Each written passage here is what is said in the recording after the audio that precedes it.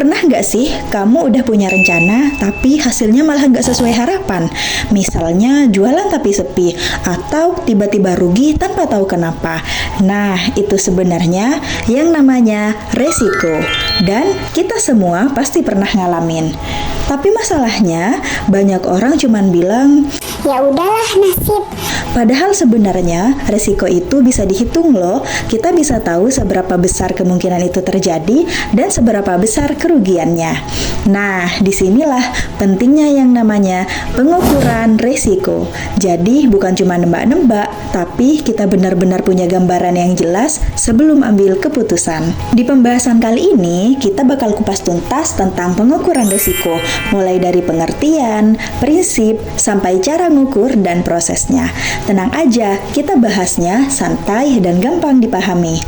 Pengukuran risiko adalah cara untuk mengetahui seberapa besar kemungkinan suatu masalah terjadi dan seberapa besar kerugian yang ditimbulkan.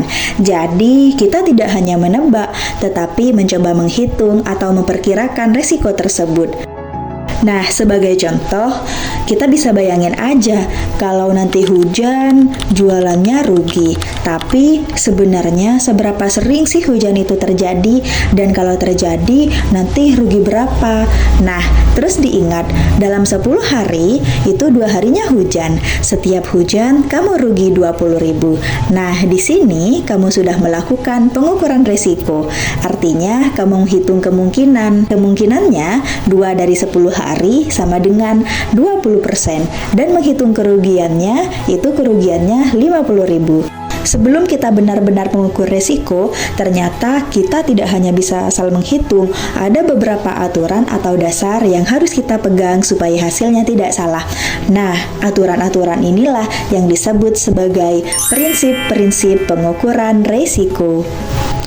Misalnya, aku jualan es teh. Awalnya, aku cuma merasa kayaknya sering rugi deh kalau hujan. Tapi itu kan cuma perasaan. Akhirnya, aku mulai mencatat setiap harinya. Dari situ, aku belajar bahwa pengukuran harus menggunakan data, harus rutin dicatat, dan harus fokus ke hal yang penting seperti cuaca.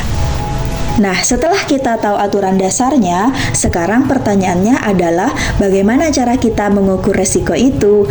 Nah, cara umum untuk mengukur resiko ini adalah metode pengukuran resiko. Dalam kasus penjualan tadi, aku bisa bilang kalau hujan resikonya pasti tinggi. Itu adalah rencana sederhana yang disebut kualitatif. Tapi aku juga bisa menghitung, misalnya hujan terjadi 2 dari 10 hari atau 20% dengan kerugian 50.000. Nah, itu sudah pakai metode kuantitatif.